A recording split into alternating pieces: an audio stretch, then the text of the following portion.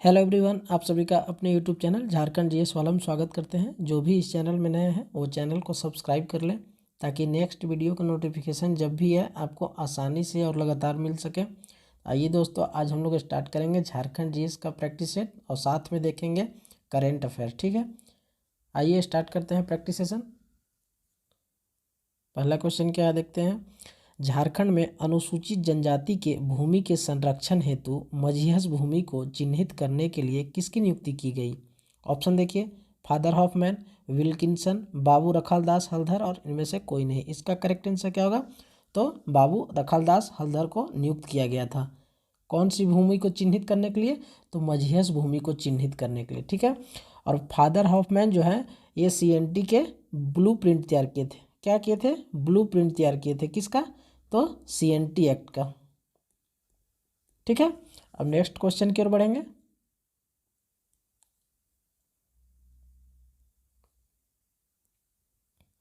झारखंड में पुतचई कर अंग्रेजों द्वारा कब लगाया गया? ऑप्शन देखिए, 1840, 1824, 1845 और 1840। इसका करेक्ट आंसर क्या होगा? तो 1824 को यह कर लगाया गया। किसके द्वारा? तो अंग्रेजों के द्वारा लगाया गया कर का नाम क्या है? पुतचई कर। क्या नाम है? पुतचई कर। पुतचई कर किसको बोलते हैं? तो हड़िया पेय पदार्थ पर लगाया गया कर को पुतचई कर बोलते हैं। हड़िया पेय पदार्थ पर लगाया गया कर को क्या बोला गया? पुतचई कर। ठीक है, अब नेक्स्ट क्वेश्चन की ओर बढ़ेंगे।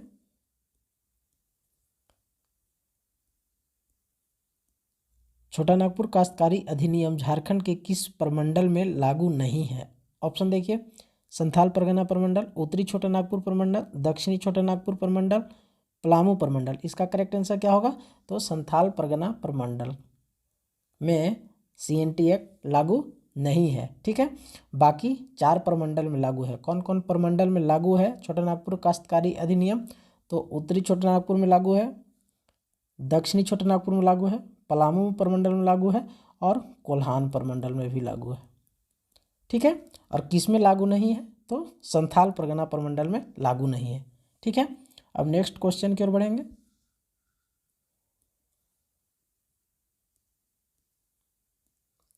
अठारह के विद्रोह में अंग्रेजों के समक्ष कड़ी चुनौती पेश करने वाले टिकैत उमराव सिंह का जन्म रांची जिले के ओरमांझी प्रखंड के किस गांव में हुआ था? ऑप्शन देखिए, खटंगा, खुदिया, चुटिया और इनमें से कोई नहीं। इसका करेक्ट आंसर क्या होगा? तो खटंगा गांव में इनका जन्म हुआ था। किनका? तो टिकैत उमराव सिंह का। ठीक है, ये जो खटंगा गांव है किस प्रखंड में आता है? तो ओरमांझी प्रखंड में आता है। और किस जिला में आता है? तो रांची जिला में आता है। ठीक है, अब नेक्स्ट क्वेश्चन की ओर बढ़ेंगे। निम्नलिखित खनिजों में से कौन सा झारखंड के बगरू पहाड़ी में महत्वपूर्ण रूप में पाया जाता है? ऑप्शन देखिए, सोना, चूना पत्थर, बॉक्साइट और तांबा। इसका करेक्ट आंसर क्या होगा? तो बॉक्साइट। किस पहाड़ी में पाया जाता है? तो बगरू पहाड़ी में। और बगरू पहाड़ी कहाँ है? तो लोहरदगा जिले में। कहाँ है? लोहरदगा जिले में बगरू पहाड़ी है। ठीक है, और लोहरदगा जिले का स्थापना कब हुआ था? तो 1983 में। कब हुआ? 1983 में। और लोहरदगा जिला का मुख्यालय कहाँ है? तो लोहरदगा में ही है। ठीक है, और अनुमंडल कितने हैं लोहरदगा में? अनुमंडल लोहरदगा में अनुमंडल कितने हैं? तो 1 अनुमंडल है। ठीक है, और प्रखंड की संख्या लोहरदगा में कितना है? प्रखंड की संख्या लोहरदगा में कितना है? तो 7 प्रखंड है। ठीक है, और लोहरदगा में विधानसभा क्षेत्र कितना है? विधानसभा तो 1। ठीक है, और लोहरदगा जो है न्यूनतम जनसंख्या वाला जिला है। क्या है? तो न्यूनतम जनसंख्या वाला जिला। न्यूनतम जनसंख्या वाला जिला कौन है? तो लोहरदगा।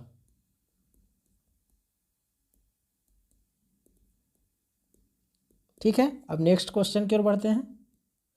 पहाड़िया विद्रोह के संबंध में कौन सा कथन सत्य है? ऑप्शन देखिए, पहाड़िया विद्रोह 1772 से लेकर 82 तक हुआ। यह सर्वप्रथम रमना आहड़ी के नेतृत्व में हुआ था। महेशपुर की रानी सर्वेश्वरी ने इस विद्रोह का नेतृत्व 1781-82 में किया और उपर्युक्त सभी। इसका करेक्ट आंसर क्या होगा? उपर्युक्त सभी कथन सत्य हैं। पहाड़िया विद्रोह कब से कब तक हुआ? तो 1772 से लेकर 82 तक।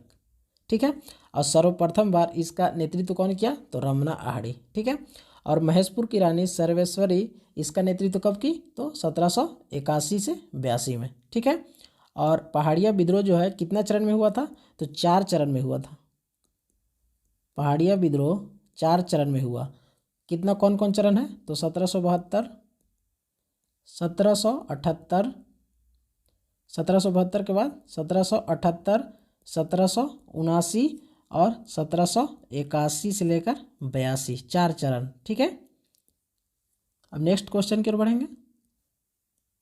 आर्या स्कीम का संबंध किस क्षेत्र से है? ऑप्शन देखिए, युवाओं को आधुनिक शिक्षा प्रदान करने से है, युवाओं को तकनीकी शिक्षा प्रदान करने से है, ग्रामीण युवाओं को कृषि की ओर आकर्षित करने से है, और युवाओं को आत्मनिर्भर बनाने से है। इसका करेक्ट आंसर क्या होगा? तो ग्रामीण युवाओं को कृषि की ओर आकर्षित करने से है आर्या स्कीम का संबंध। ठीक है। और आर्या स्कीम कब आया था? तो 2017 में। कब आया? 2017 में। ठीक है। अब नेक्स्ट क्वेश्चन की ओर बढ़ेंगे। झारखंड बजट की आगामी वित्तीय वर्ष 2022-23 में एंग्री स्मार्ट ग्राम योजना के अंतर्गत प्रथम चरण में कितने गांव का चयन किया जाएगा? ऑप्शन देखिए, 100 गांव, 150 गांव, 118 गांव और 7 गांव। इसका करेक्ट आंसर क्या होगा? तो 150 गांव का चयन किया जाएगा। ठीक है। अब नेक्स्ट क्वेश्चन की ओर बढ़ेंगे।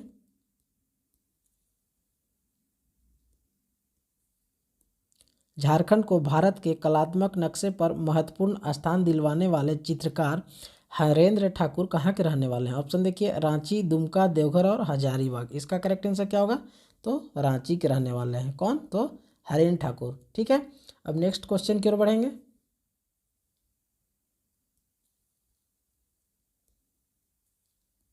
मुख्यमंत्री दाल भात योजना के संबंध में कौन सा कथन सही है? ऑप्शन देखिए, यह योजना 15 अगस्त 2011 में लागू की गई थी। वर्तमान में सभी प्रखंडों में इसका संचालन सुचारू रूप से किया जा रहा है। इस योजना के तहत अब 5 रुपये में एक समय का भोजन दिया जा रहा है। और उपर्युक्त सभी, इसका करेक्ट आंसर क्या होगा? उपर्युक्त सभी कथन सत्य हैं। यह योजना कब लागू हुआ? तो 15 अगस्त 2011 को मुख्यमंत्री दाल भात योजना लागू हो गया। ठीक है। और इसका वर्तमान में सभी प्रखंड में सुचारू रूप से इसका संचालन किया जा रहा है।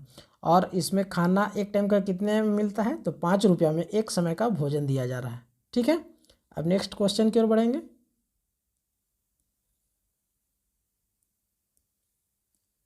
झारखंड के किस जिले में राज्य सरकार द्वारा संचालित तीरंदाजी अकादमी है? ऑप्शन देखिए, सरायकेला खरसावां, जमशेदपुर, धनबाद और पलामू। इसका करेक्ट आंसर क्या होगा?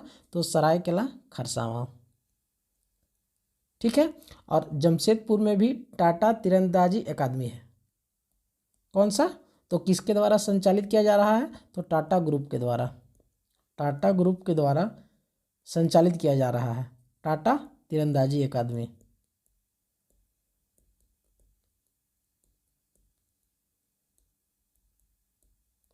ठीक है। अब नेक्स्ट क्वेश्चन की ओर बढ़ेंगे। मुंडा जनजाति के सर्वोच्च देवता कौन है? ऑप्शन देखिए, हाथू बोंगा, सिंह बोंगा, बुरु बोंगा और ओड़ा बोंगा। इसका करेक्ट आंसर क्या होगा? सिंह बोंगा। मुंडा जनजाति के सर्वोच्च देवता कौन है? तो सिंह बोंगा। ठीक है। और ओड़ा बोंगा जो है ये कुल देवता है। मुंडा जनजाति के कुल देवता कौन है? ओड़ा बोंगा। ओड़ा बोंगा कौन है? तो कुल देवता है मुंडा जनजाति की। ठीक है। और बुरु बोंगा कौन है? तो पहाड़ देवता। पहाड़ देवता कौन है? बुरु बोंगा। ठीक है। और हाथू बोंगा जो है ग्राम्य देवता है। कौन? ग्राम्य देवता। ग्राम्य देवता कौन है? तो हाथू बोंगा। ठीक है। और मुंडा अपने आप को क्या बोलते हैं? तो होड़ोक्को बोलते हैं। अपने आप को क्या बोलते हैं?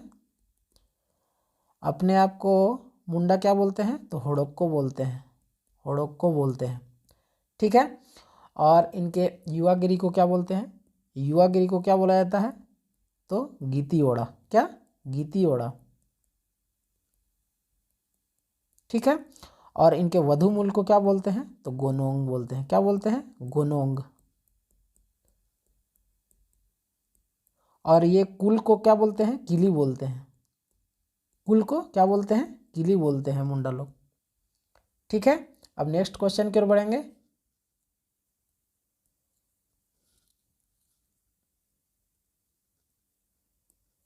नेतरहाट आवासीय विद्यालय की स्थापना कब हुई थी? ऑप्शन देखिए 1954, 1951, 1972 और 1950। इसका करेक्ट आंसर क्या होगा? तो 1954 में इसका स्थापना हुआ था। किसका? तो नेतरहाट आवासीय विद्यालय का। तो किसके द्वारा स्थापना हुआ था? तो चार्ल्स नेपियर के द्वारा। किसके द्वारा? चार्ल्स नेपियर के द्वारा। नेतरहाट आवासीय विद्यालय की स्थापना कब हुआ? 1954 में। किसके द्वारा? तो चार्ल्स नेपियर के द्वारा। ठीक है, अब नेक्स्ट क्वेश्चन की ओर बढ़ेंगे। मौलाना अबुल कलाम आज़ाद को नज़रबंद रखने के लिए कोलकाता से रांची कब लाया गया? ऑप्शन देखिए 1919, 1916, 1922 और 1929। इसका करेक्ट आंसर क्या होगा? तो 1916 में लाया गया। ठीक है, और 27 दिसंबर 2019 को नज़रबंद से इनको मुक्त कर दिया गया। कब मुक्त किया गया? तो 27 दिसंबर 1919 को नज़रबंद से मुक्त कर दिया गया। ठीक है, अब नेक्स्ट क्वेश्चन की ओर बढ़ेंगे।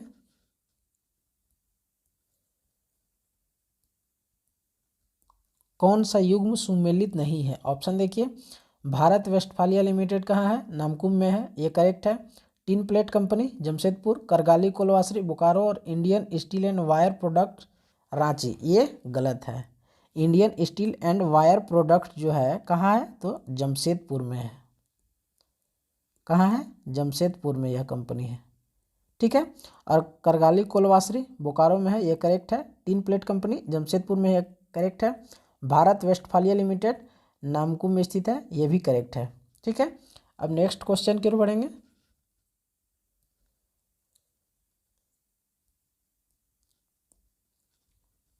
भैंस की सींग से कौन सा वाद्य बनाया जाता है? ऑप्शन देखिए ढाक, सिंगा, मदन भेरी, ढोल। इसका करेक्ट आंसर क्या होगा?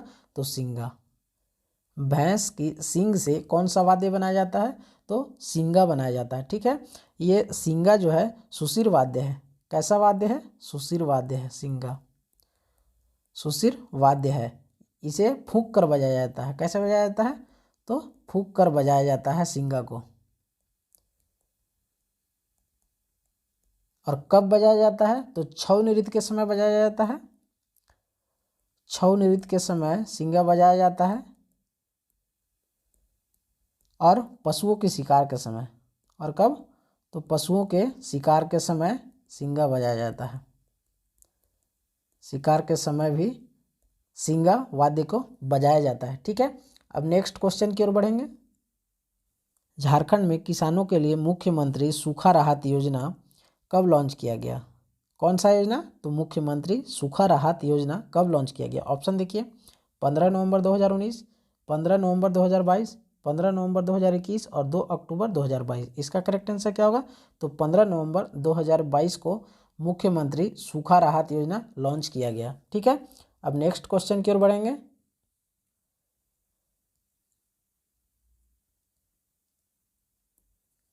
मुख्यमंत्री सारथी योजना के संदर्भ में कौन सा कथन सत्य है? ऑप्शन देखिए यह योजना 15 नवंबर 2022 को लॉन्च किया गया। नेक्स्ट ऑप्शन, इस योजना के तहत राज्य के प्रतिभाशाली और मेहनतकश युवाओं को हुनरमंद बनाकर रोजगार और स्वरोजगार से जोड़ना है। नेक्स्ट ऑप्शन, इसके तहत राज्य सरकार द्वारा 18 से 35 वर्ष तक के युवाओं को निःशुल्क कौशल प्रशिक्षण दिया जाएगा। नेक्स्ट ऑप्शन, प्रशिक्षण के बाद सफल युवाओं को 3 माह के अंदर अगर नियोजन नहीं मिला तो उन्हें रोजगार प्रोत्साहन भत्ता 1000 रुपया दिया जाएगा, जबकि युवती और दिव्यांगों को 1500 रुपये मिलेगा। और नेक्स्ट ऑप्शन क्या है? उपर्युक्त सभी कथन सत्य है। इसका करेक्ट आंसर क्या होगा? उपर्युक्त सभी कथन सत्य है। मुख्यमंत्री सारथी योजना कब लॉन्च किया गया? तो 15 नवंबर 2022 को लॉन्च किया गया है। ठीक है, अब नेक्स्ट क्वेश्चन की ओर बढ़ेंगे।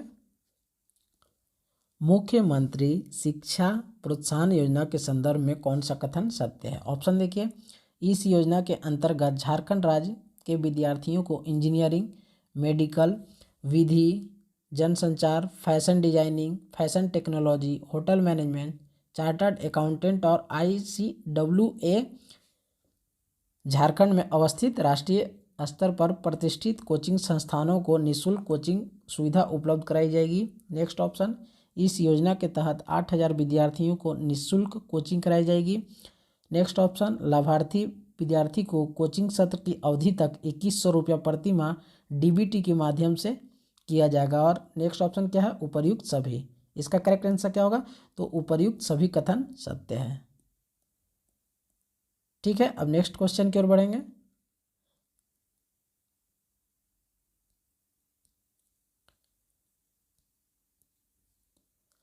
गुरुजी क्रेडिट कार्ड योजना, गुरुजी स्टूडेंट क्रेडिट कार्ड योजना के संदर्भ में कौन सा कथन सही है? ऑप्शन देखिए।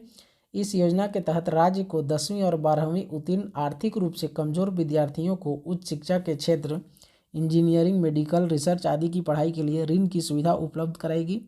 नेक्स्ट ऑप्शन, इसमें विद्यार्थियों को बैंक के माध्यम से अधिकतम 15 लाख तक का ऋण उपलब्ध कराया जाएगा।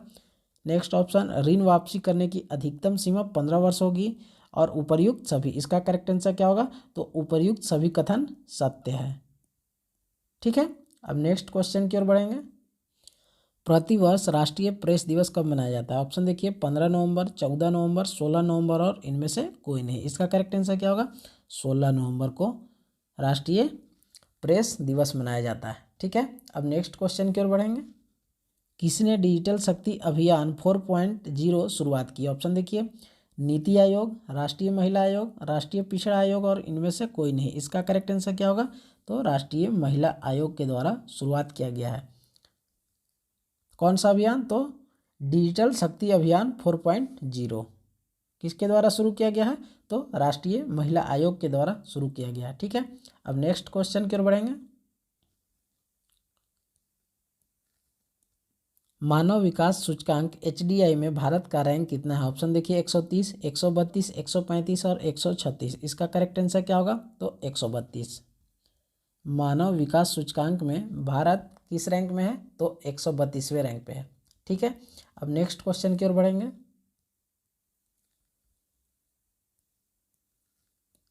ग्लोबल हंगर इंडेक्स में भारत का रैंक कितना है? ऑप्शन देखिए, 107, 101, 104 और 105। इसका करेक्ट आंसर क्या होगा? तो 107 रैंक में है भारत। किसमें? तो ग्लोबल हंगर इंडेक्स में। ठीक है, अब नेक्स्ट क्वेश्चन की ओर बढ़ेंगे। दादा साहब फाल्के अवार्ड 2022 किसे दिया गया? ऑप्शन देखिए, रानी मुखर्जी, आशा पारेख, ऐश्वर्या राय और अनुराधा पौडवाल। इसका करेक्ट आंसर क्या होगा? आशा पारेख को दिया गया दादा साहब फाल्के अवार्ड 2022। ठीक है, तो ये आज का लास्ट क्वेश्चन था दोस्तों। जो भी इस चैनल में नया हो, चैनल को सब्सक्राइब कर ले ताकि नेक्स्ट वीडियो का नोटिफिकेशन जब भी है आपको आसानी से और लगातार मिल सके। और वीडियो को लाइक और शेयर करना ना भूलें। मिलते हैं नेक्स्ट वीडियो में।